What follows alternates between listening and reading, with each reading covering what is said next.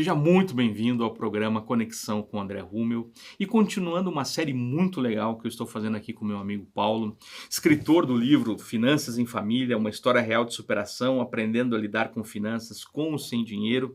E agora, nesse episódio, eu quero falar sobre o livro em si.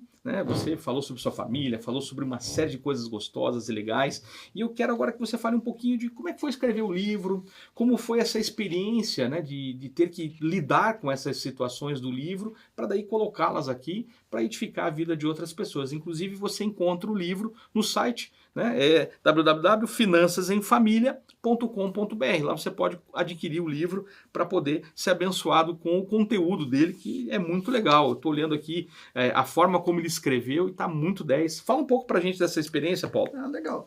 Na verdade, assim, a história do livro surgiu por uma questão de que na igreja eu era muito convidado. Paulo, conta seu testemunho.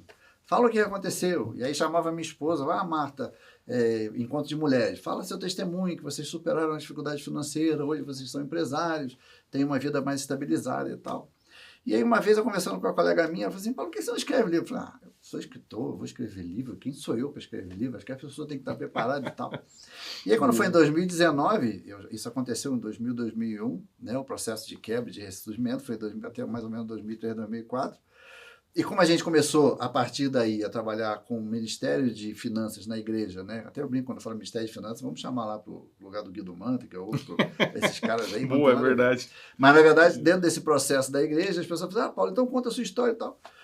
E aí uma amiga minha falou assim, Paulo, por que você escreve? Eu falei, eu não tenho capacidade de ler, de escrever livro, nunca escrevi livro, porque eu mal sei escrever artigo e tal. Aí teve uma vez, na época de 2019, aí eu falei assim, quer saber, acho que eu vou começar a pensar em escrever livro. E eu achei legal, eu fiz um curso de como escrever um livro.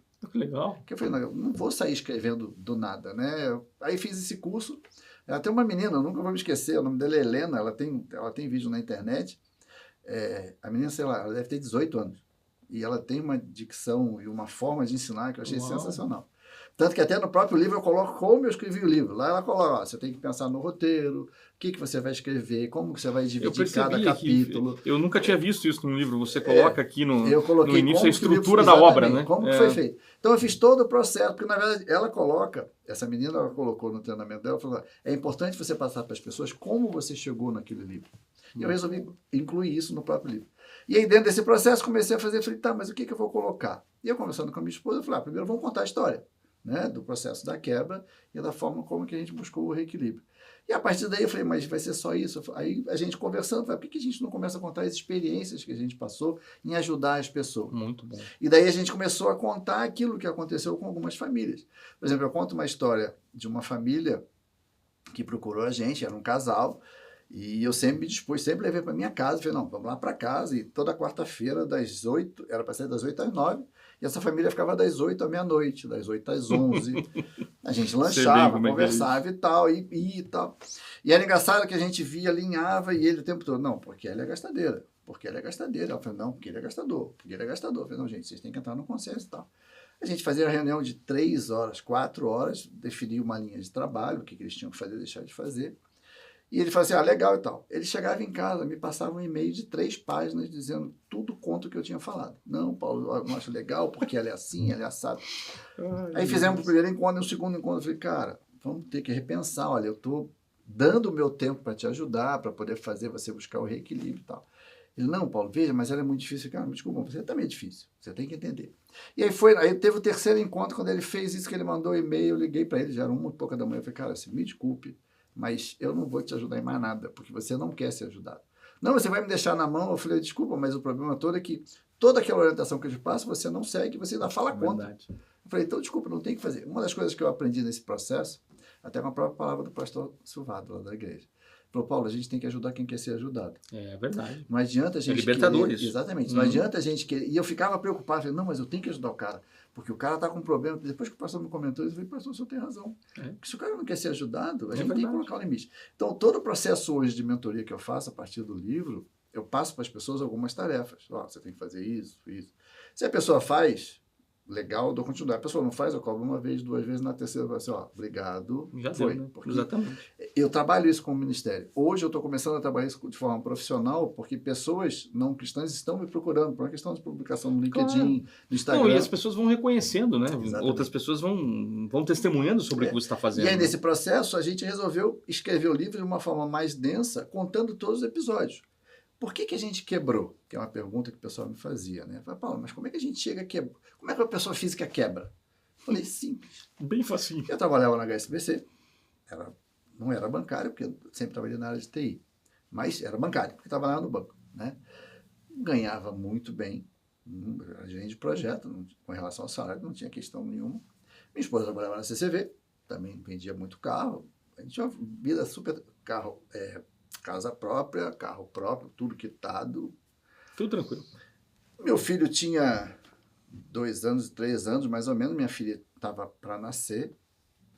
E eu me lembro que uma vez eu fui brincar com meu filho, eu morava num prédio que não tinha nada, não tinha playground, não tinha nada. Uhum.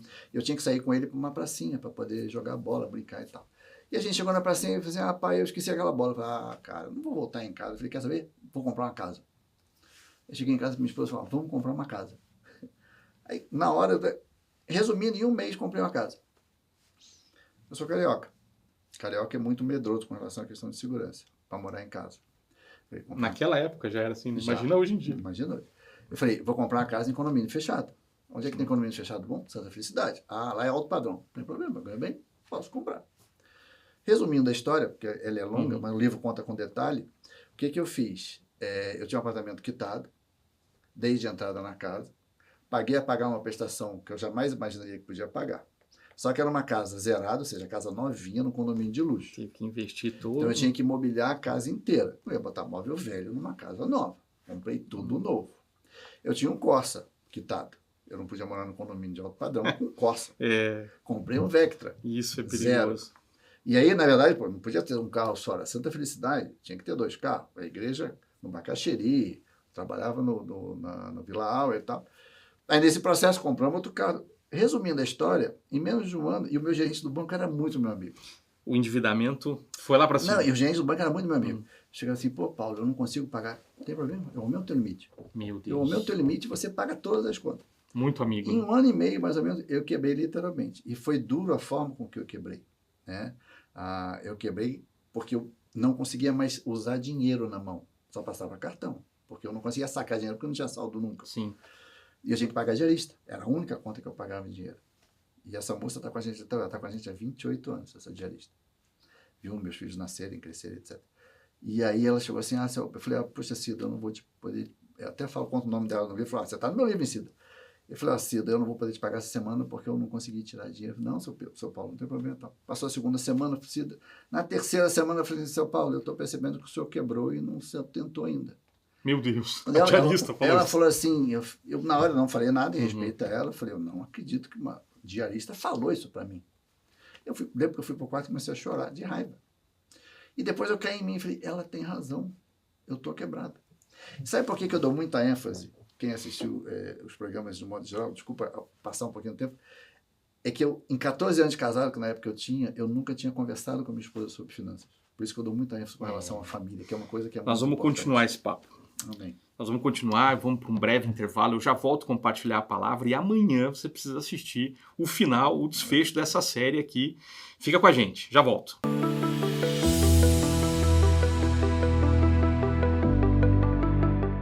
Você já imaginou ter o controle total das suas finanças pessoais, alcançar suas metas financeiras e realizar seus sonhos? Acredite, é possível. Descubra como. Inscreva-se no curso de Finanças Pessoais com André Rummel. Acesse o QR Code que você está vendo na tela e faça parte dessa jornada transformadora.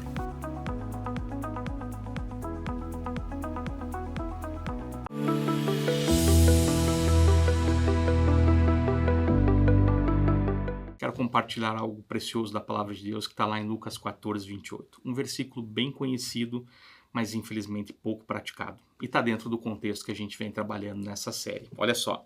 Pois qual de vocês, querendo edificar uma torre, construir algo, ter algum empreendimento ou comprar algo, não se assenta primeiro para fazer as contas dos gastos, para ver se você tem condições de acabar aquilo e não virar, na verdade, alvo de zombaria.